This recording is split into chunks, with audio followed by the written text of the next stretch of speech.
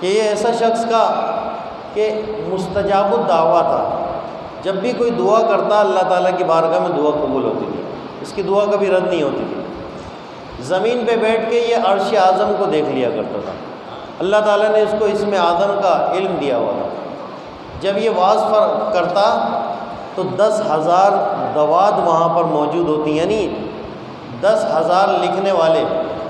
اگر 10,000 دوات کو آپ یہ سمجھ لیں کہ ایک دوات کی شیشی میں سے اگر ایک دو تین بندے بھی اگر قلم ڈبو رہے ہیں تو وہ 12,000 سے تعداد جو ہے بڑھ جاتی ہے، ڈبل۔ تو اتنے لوگ جو ہے لکھنے والے ہوتے تھے کہ یہ کچھ بولے تو فوراً لکھ لیا جاتا تھا۔ تو ایسا شخص جو اللہ کی بارگاہ میں اتنا مقبول تھا، وہ ایک دم سے ذلت اور رسوائی کے گڑھے میں کیسے گر گیا۔ قرآن حکیم فرقان حمید نے اس کے واقعے کو اس طرح ذکر کیا، وَاتْلُ عَلَيْهِمْ نَبَأَ الَّذِي آتَيْنَاهُ آيَاتِنَا فَانسَلَخَ مِنْهَا فَأَتْبَعَهُ الشَّيْطَانُ فَكَانَ مِنَ الْغَاوِينَ۔ اور اے محبوب صلی اللہ علیہ وسلم، انہیں اس کا احوال سناؤ جسے ہم نے اپنی آیتیں دیں تو وہ ان سے صاف نکل گیا، تو شیطان اس کے پیچھے لگا تو گمراہوں میں سے ہو گیا۔ وَلَوْ شِئْنَا لَرَفَعْنَا بِهَا وَلَكِنَّهُ أَخْلَدَ إِلَى الْأَرْضِ وَاتَّبَعَ هَوَاهُ، اور ہم چاہتے تو آیتوں کے سبب اسے اٹھا لیتے، مگر وہ تو زمین پکڑ گیا اور اپنی خواہش کا تابع ہوا۔ فَمَثَلُهُ كَمَثَلِ الْكَلْبِ، تو اس کا حال کتے کی طرح ہو گیا۔ اللہ تعالیٰ فرماتا ہے کَمَثَلِ الْكَلْبِ، کلب کہتے ہیں کتے کو، اس کا حال تو کتے کی طرح ہو گیا۔ ان تحمل علیہ یلحظ او تترک یلحظ، کہ وہ اگر تو اس پر حملہ کرے تو وہ زبان نکالے، اور اگر تو اسے چھوڑ دے جب بھی زبان نکالے، تو اس کا حال اس طرح ہو گیا۔ ذالک مثل القوم الذین کذبوا بآیاتنا، یہ حال ہے ان کا جنہوں نے ہماری آیتیں جھٹلائیں۔ فاقصص القصص لعلہم یتفکرون، تو سناؤ کہ کہیں وہ دھیان کریں، کہ ان کی نصیحت سناؤ ان لوگوں کو کہ ان جھٹلانے والوں کا کیا حال ہوا۔ اب تھوڑا تفسیر کے حوالے سے دیکھ لیں کہ بلعم بن معورہ کیا تھا اور کیا ہو گیا۔ کہتے ہیں کہ حضرت موسیٰ علیہ السلام نے جب قوم جبارین کی طرف اپنا لشکر لے کر چلے تو وہ قوم بلعم بن معورہ کے پاس آ گئی، کیونکہ بلعم بن معورہ اسی قوم سے تھا۔ اس قوم نے کہا کہ اے بلعم بن معورہ، موسیٰ علیہ السلام آ رہے ہیں بہت بڑا لشکر لے کر، تو ایسا کرو کہ تم جو ہے ان کے لیے بد دعا کر دو، ہم لوگ بچ جائیں، نہیں تو وہ ہم پر حملہ کریں گے اور ہمیں ہماری زمینوں سے نکال دیں گے، تو تم جو ہے ان کے لیے بد دعا کرو۔ تو اس نے کہا کہ اللہ کی پناہ، میں موسیٰ علیہ السلام کے لیے بد دعا کروں؟ اللہ کے نبی ہیں، پیغمبر ہیں، اور ان کے ساتھ جو لوگ آ رہے ہیں وہ مومنین ہیں، اور وہ مومنین صرف اکیلے نہیں آ رہے، ان کے ساتھ ملائکہ کی بھی فوج ہے، فرشتے بھی ہیں، تو میں ان کے لیے بد دعا کروں گا؟ میں تو ہلاک ہو جاؤں گا، برباد ہو جاؤں گا۔ اس کے ابتدائی کلمات یہی تھے کہ میں برباد ہو جاؤں گا، میری دنیا اور آخرت تباہ ہو جائے گی، میں ان کے لیے بد دعا نہیں کر سکتا۔ پھر قوم نے اصرار کیا، اس نے منع کیا، پھر قوم نے اصرار کیا تو اس نے کہا اچھا میں استخارہ کرتا ہوں، استخارہ کیا، اس میں بھی منع آ گیا کہ بد دعا نہیں کرے۔ اللہ کے نبی کے لیے بد دعا کیسے استخارے میں صحیح آئے گا؟ موسیٰ علیہ السلام اللہ کے جلیل القدر پیغمبر، تو اس نے کہا استخارے میں بھی منع آ گیا، میں نہیں کر سکتا۔ پھر قوم نے اس کو مال و دولت کی چمک دکھائی اور اس کے ساتھ مال و دولت اس کے پاس لا کے ڈھیر کر دیا، سونے چاندی ہیرے جواہرات اس کے آگے ڈھیر کر دیا، دنیاوی لذات اس کے آگے ڈھیر کر دی۔ اب وہ جو ہے اس دنیا کی چمک میں کھو گیا، کتنا بڑا عابد و زاہد اور کتنا بڑا عالم، وہ دنیا کی چمک میں کھو گیا۔ اور پھر اس نے یہ ارادہ کر لیا کہ موسیٰ علیہ السلام کے خلاف جو ہے بد دعا کرے گا۔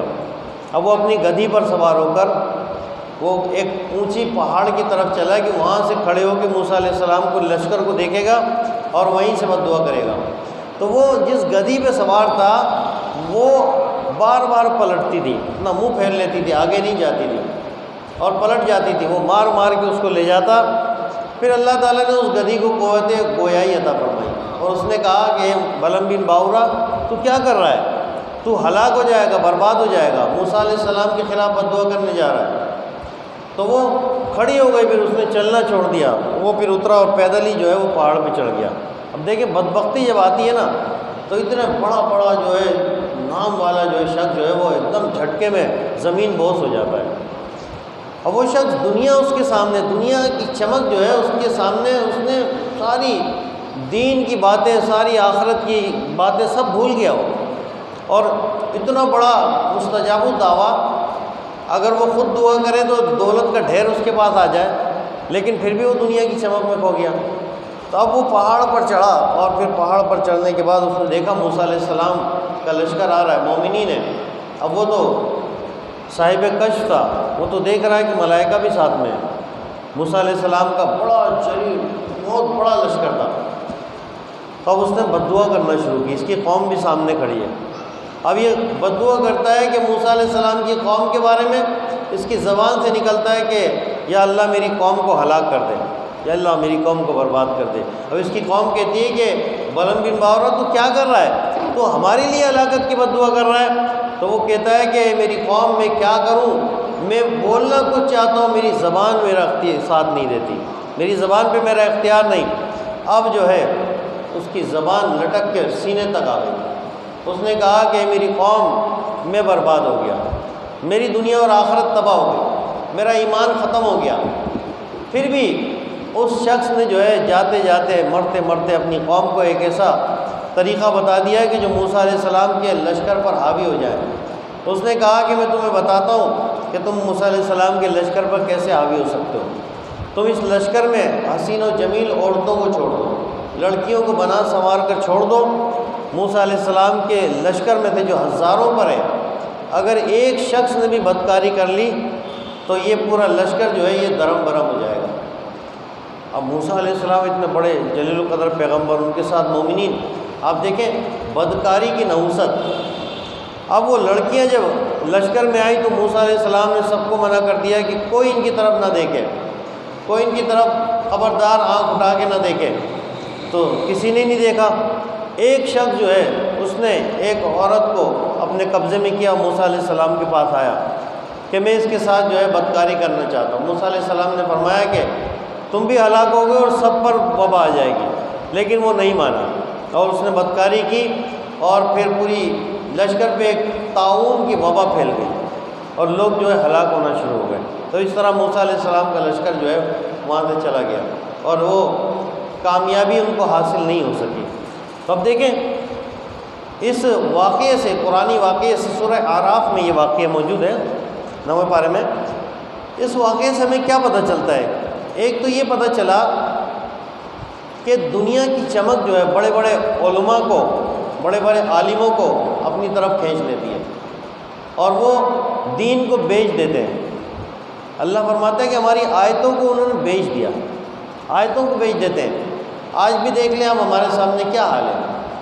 بڑے بڑے مولوی جو ہے، جو اپنے آپ کو عالم دین کہتے ہیں، وہ کس طرح دین کی تشریح کر رہے ہیں، وہ کس طرح پیسوں پہ جو ہے بکے ہوئے ہیں۔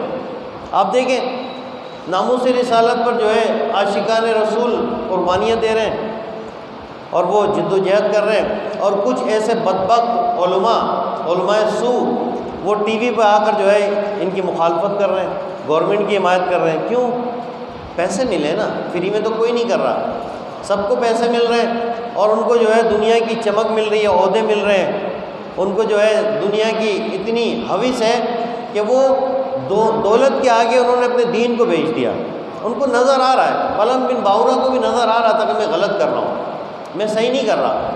آج کے جو مولوی ہیں ان لوگوں کو نظر آ رہا ہے کہ ٹی وی پہ آ کے جو کہہ رہے ہیں کہ لوگ جو ہے غلط کر رہے ہیں، لوگ جو ہے یہ افراتفری پھیلا رہے ہیں اور یہ کر رہے ہیں، وہ کر رہے ہیں، اور اس طرح جو ہے پاکستان کے املاک کو نقصان پہنچایا جا رہا ہے۔ حالانکہ ان کو پتہ ہے کہ املاک کو نقصان پہنچانے والے کون ہیں اور جو شہید ہو رہے ہیں وہ کس کاز کے لیے، کس مقصد کے لیے شہید ہو رہے ہیں، ان کو پتہ ہے، لیکن پھر بھی وہ اپنا دین بیچ رہے ہیں۔ چند ٹکوں کے آگے جو ہے وہ اپنا دین بیچ رہے ہیں، تھوڑے سے عہدے کی وجہ سے کہ حکومت نے ان کو وہ عہدہ دے دیا ہے، تو اب جو حکومت کہتی ہے ویسا کرتے ہیں۔ تو یہ آج سے نہیں ہے، تو بہت تھوڑے سے ان کو پیسے مل رہے ہیں تو یہ بک جاتے ہیں۔ اور پہلے تو بڑے بڑے مال کے انبار لگا دیے جاتے تھے، پھر جا کے لوگ بکا کرتے تھے۔ لیکن جو اللہ والے ہوتے ہیں، جو حق پر ہوتے ہیں، ان کے آگے چاہے کتنی ہی دولت آ جائے وہ نہیں بکتے۔ امام علی مقام امام حسین رضی اللہ تعالیٰ عنہ، یزید نے ان کو کتنی آفر کی کہ تم یہ عہدہ لے لو، یہ گورنری لے لو، اتنے پیسے لے لو، سب کچھ لے لو، لیکن میری جو ہے بیعت کر لو۔ تو امام علی مقام نے دنیا کو ٹھکرا دیا اور دین پر جو ہے ثابت قدم رہے، استقامت کے پہاڑ بن گئے۔ اگر وہ دین کو بیچ دیتے نعوذ باللہ تو پھر آج ہمارا کیا حال ہوتا۔ لیکن انہوں نے اپنے پورے کنبے کو لٹا دیا، اپنی جان تو قربان کر دی، لیکن دین کو فروخت نہیں کیا، دین کو نہیں بیچا۔ اور یہی وراثت جو ہے اہل حق میں چلی آ رہی ہے اور قیامت تک یہ چلتی رہے گی۔ ایک طرف باطل علماء ہوں گے، ایک طرف حق پرست علماء ہوں گے، جو حق کی تلقین کریں گے اور اس کے لیے اپنی جان بھی قربان کریں گے، اپنا مال بھی قربان کریں گے، سب کچھ قربان کریں گے۔ امام احمد بن حنبل رحمۃ اللہ تعالیٰ علیہ، انہوں نے 3 حکمرانوں سے ٹکر لی، 3 حکمرانوں سے لڑے، اور ان کا صرف کیا قصور تھا کہ آپ نے یہ فتویٰ دیا تھا کہ قرآن یہ اللہ کا کلام ہے، مخلوق نہیں ہے۔ حکمران وقت کہتے تھے یہ مخلوق ہے، اس کو مخلوق مانو، لیکن آپ نے جو ہے نہیں، آپ ڈرے تو آپ کو روزانہ جو ہے کوڑے مارے جاتے تھے۔ اتنا بڑا اپنے وقت کا عالم، حنبلیوں کے امام، ان کے ماننے والے دنیا میں موجود ہیں، تو ان کو جو ہے روز کوڑے مارے جاتے تھے۔ اور کوڑے بھی کیسے مارے جاتے تھے کہ ایک ایک کوڑا جو ہے ایک بندہ تازہ دم بندہ مارتا تھا، جو بالکل ایک کوڑا مارے گا وہ پوری طاقت سے مارتا تھا، پھر دوسرے کا نمبر آتا تھا، ایسا نہیں کہ ایک ہی مارتا رہے، تو اس طرح مارتے تھے۔ لیکن آپ جو یہی فرماتے تھے کہ قرآن جو ہے اللہ کی مخلوق نہیں ہے، قرآن اللہ کا کلام ہے، تو وہ ڈٹے رہے۔ اور اسی دور میں جو ہے بہت سارے علماء بک گئے تھے، اور حکومت وقت نے جس طرح کہا انہوں نے کہا، جیسے آج کے دور میں جو ہے علماء بک گئے، حکومت جس طرح کہہ رہی ہے وہ اس طرح کہہ رہے ہیں، جس طرح ان کو کہا جا رہا ہے ٹی وی پہ آ کے بیانات دے رہے ہیں۔